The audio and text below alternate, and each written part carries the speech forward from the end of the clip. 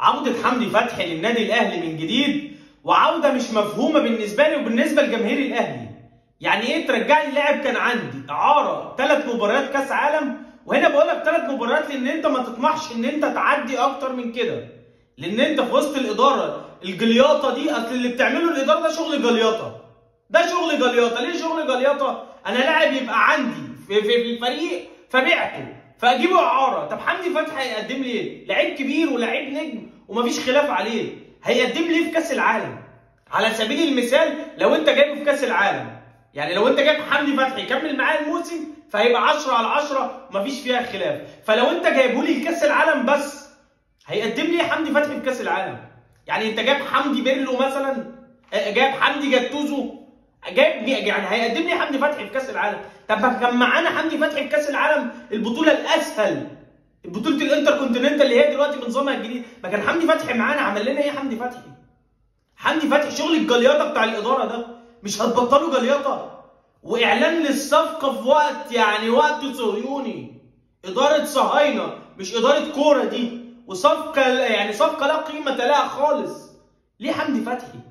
يا فرحتي ادفع دولارات بالكوم في صفقه تلعب معاها 3 ماتشات بس، وفي الاخر السلام عليكم وعليكم السلام. هو انت فاكر ان احنا هنروح ناخد كاس العالم عشان بس لما نطلع نقول دي مسكنات وبيضحكوا على العيال الصغيره؟ ما حدش مصدق. دي مسكنات يا جماعه والله، دي مش صفقه. وعبد المنعم راجع، عبد المنعم راجع يعمل ايه؟ عبد المنعم نيستا مثلا، عبد المنعم مالديني، الناس دي راجعه تعمل ايه؟ الناس دي هتيجي تعمل ايه؟ ولما تيجي بقى تقترح مهاجم للنادي الاهلي، انت بص العبث والجليطه، بص الفشل. اعترف ان انت مش قادر تعوض الصفقات اللي انت طلعتها، اعترف بده، اطلع واجه الناس. انا مش قادر اعوض الصفقات اللي انا فشخت بيها النادي، ان انا وديت النادي في 60 داهيه. كل شويه عايزين مهاجم، فمحمد شريف كان اداؤه زي الزفت فالجمهور بدا ينتقده فبعناه، فمحتاجين مهاجم، فالاهلي يفكر في عوده محمد شريف. ليه؟ محمد شريف هيرجع يعمل لميتين اهالينا ايه؟ هيرجع يعمل لنا ايه محمد شريف؟ محمد شريف دلوقتي لو جه هيعمل ايه الاهلي؟ لا شيء، لا شيء. عايزين مهاجم، عايزين مهاجم، عايزين حد كده زي اسامه ابو علي تاني في الفرقه، عايزين اسامه ابو علي تاني في الفرقه، عايزين وينج اجنبي، عايزين وينجين واجانب. مش هينفع العبث اللي احنا فيه ده. محتاج نص ملعب كويس، نص ملعب صانع لعب، بلاي ميكر 10. محتاج صفقات، محتاج تدعيمات، لسه قد كده هقولها لك بالورقه والقلم، وهقولها لك دي عايزه فيديو لوحدها، وهقول لك اللعيبه المفروض تمشي والمفروض اللي انت محتاجه ايه اصلا في يناير. ده في يناير مش نهايه السيزون ده. لو كنت حابب تنافس على الدوري ولو كنت حابب يبقى ليك وجود في افريقيا. القصه اكبر من حمدي فتحي انه يجي يلعب معاه 3 مباريات. يا فرحتي يا اخي احمص، هيجي يعمل لي حمدي فتحي في 3 مباريات؟ محمد شريف هيجي يعمل لي، ديانج هيجي يعمل لي ايه؟ عبد القادر، الناس دي هتيجي تعمل ايه في 3 مباريات؟ عديت المجموعات والبست في اي فريق تقيل، هتعمل ايه؟ الناس دي هتعمل معاك ايه؟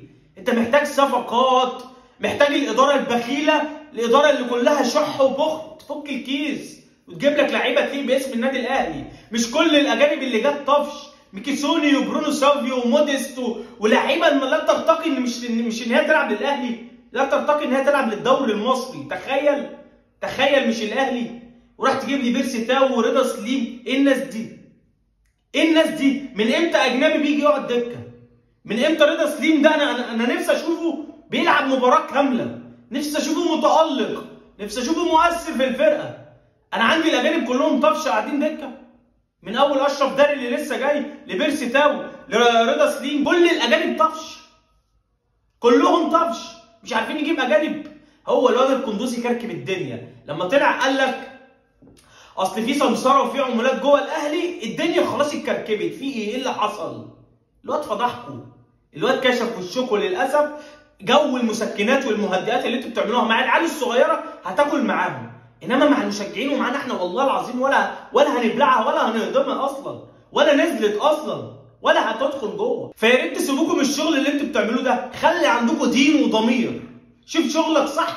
محتاجين صفقات، محتاجين في كل مركز لاعب واثنين، والله ما ببالغ، في كل مركز لاعب واثنين، لان انت في يناير هتكتشف ان في لعيبه بتمشي منك وانت مش دريان بالدنيا. استقيموا يرحمكم الله. سلام.